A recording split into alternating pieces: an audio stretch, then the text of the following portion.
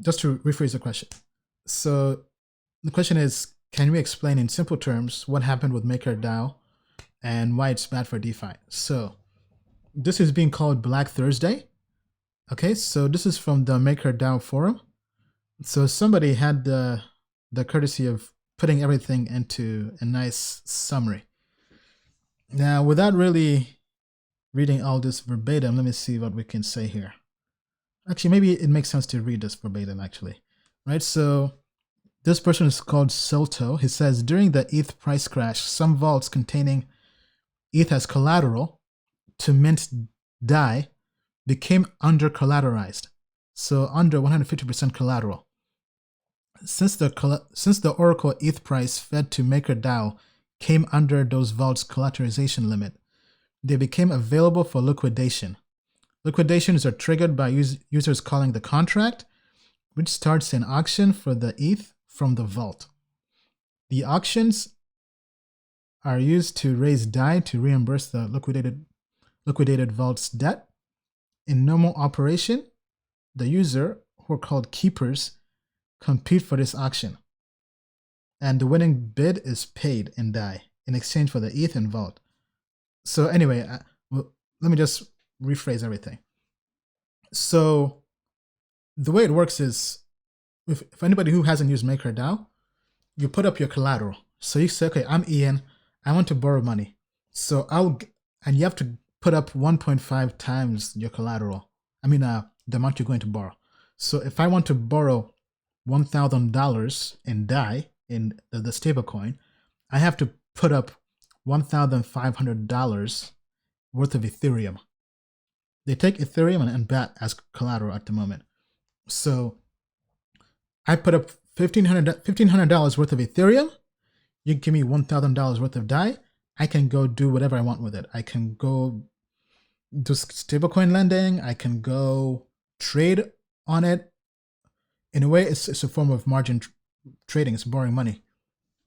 So anyway, your ETH is locked in a smart contract, and that smart contract has to maintain the 150% ratio of collateral.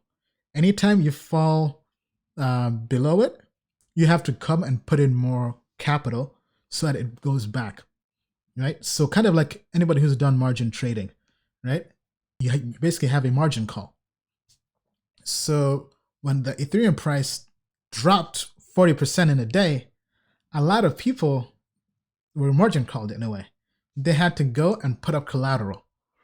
If you don't put up the extra collateral in time, the smart contract, since it's automated through code, through software, automatically sells your a portion of your funds or Ethereum to cover and bring back the collateral percentage ratio. So a lot of people got liquidated because it sold everything. Now, my understanding is, by the way, I've not used any of this, right? So I do have DAI, but I haven't used Maker DAO and borrowing and all that. But my understanding is, when they sell the collateral, they sell it via an auction. And this is because you have other actors, other investors, speculators, who come and buy, or rather put up, they buy the Ether or collateral, and typically they buy it at a discount. That's why they're incentivized to come and buy it on Maker, because they can get it at a discount of about 3% or so, I believe, versus the market rate on other exchanges. So typically you have people that are bidding, right? Because it is an auction. They put in bids, and if the bid wins, they get that collateral. Well, during the whole crash, the oracle that Maker was using was chaotic. There was a price difference, I think more than $30 or so. So there are most people who bid on these auctions use software. So the software saw that there was a difference in the oracle. So for example, if the Ethereum price on one oracle was 150, but on the other it's 120, the software says, oh, hold up, let's not make any bids. Something is wrong here. We don't know what's going on. So one smart investor who wasn't using a machine or software or bot saw that difference. And he said, nobody's placing a bid. So this guy waited till the last second. This was a buzzer beater. This was a shot clock cheese type of move. So he waited till the last second and sent his transaction to take somebody's collateral for $0. I believe he only paid the transaction fee. Let me just pull this up here just to make sure I'm saying this right. Yeah, so it says here, as a consequence, some vaults were liquidated with zero DAI coming back in the system, resulting in a net loss for the system. Let me just go back here. So what happened today is that during the big drop in ETH price, a lot of vaults became available for liquidation at the same time as the Ethereum network became clogged with lots of transactions, leading to a sharp rise in gas price. Then he goes on to say, this led to a situation where only one keeper continued triggering liquidations and bidding $0 for the ETH with no competition. This lasted for about 2 or 3 hours. I mean, so this person literally got $4 million for nothing. I mean, wow. I mean, this is where DeFi can fail, right? So, I mean, imagine unfortunately, if you're at the opposite end of that. If you got liquidated and somebody took your money for nothing, I mean, you will feel bad. So then Maker obviously had to deal with this situation. So they had an emergency call. And it says the summary of the call goes on to say, because they were thinking about doing an emergency shutdown, which I don't think ended up happening. Either way, I think it would have been a bad look if DeFi was shut down, because that's really centralized. So they really have to figure out a way to recompensate the people who lost money. Right, so this person says Maker buyers should consider buying Maker on open market to support the underlying Maker price, which was down 44% down at that time. Let's see here. Okay, anyway, it seems there has some kind of vote on this. But either way, I mean, going back to the question, I mean, that was a really bad look for DeFi. So I think Maker, I have to go back and see what happened after the call, but my understanding is Maker is going to find a way to try to make it right, because I believe they can issue more Maker and really sell it at the market and then use that as a way to kind of fund the Maker system, because Maker had lost $4 million, or I think $500,000 in worth of collateral. Let me just go back here just to make sure it's right. Right, so yeah, it says the Maker Dao had a 500K surplus before the price drop, and now has a negative $4 million surplus that needs to be filled.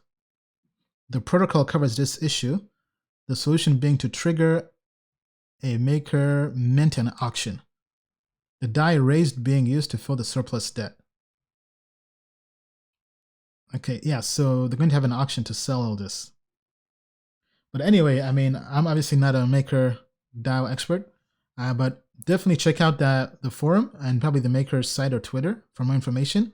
But either way, it's not a good look for DeFi, because stuff like that can happen. Because people have to trust the software and the code, because there's so many risks involved in crypto, right? This is why you always have to factor. One thing I learned from taking my Series 65 investment advisor exam is everything has a risk. There is no free lunch.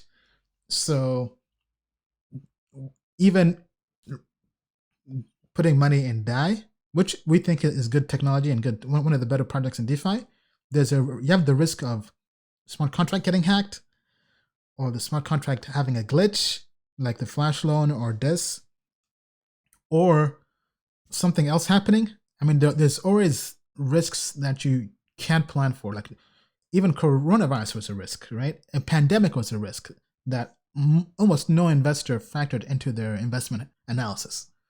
So, but what you can factor in is that there will always be a risk in every investment you do. That's why you can't go all into any investment. even if it's the best thing ever. I mean, that's why, unfortunately, lots of people in crypto lose money because they treat it like gambling.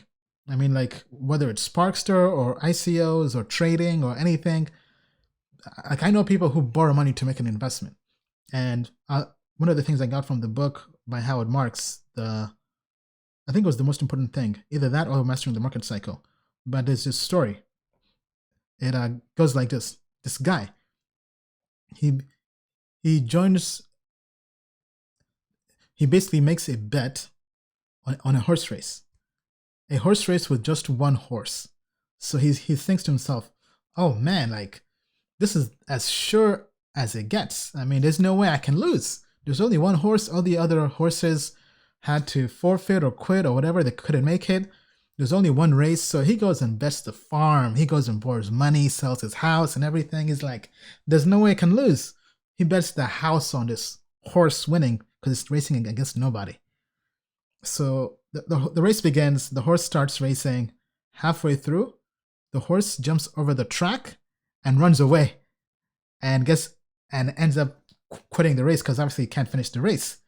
And the guy is wrecked, like capitulation at its best. And something that he thought was a sure thing, there was a risk he hadn't factored in, that the horse could not finish the race, could quit. I mean, so it doesn't matter how sure of an investment something looks, there is always a risk. So I think that's a story people can really take home, even outside of crypto. Everything you do, there is always a risk you have to factor in, right? And same thing with DeFi. DeFi might be great, but there's so many risks, right? You have the smart contract being hacked, glitches, you have compliance risk, them getting shut down by kind of like how EtherDAO did, how DEXs had to be shut down and at KYC. IDEX had to have KYC because most of these DeFi projects are not fully decentralized. They have central entities who still build these projects and work on them. These central entities are still vulnerable. So until that happens, I mean, well, even if that happens, everything still has a risk. So hopefully that answers your question. Let me know what you guys think. I mean, do you think this is good or bad for DeFi?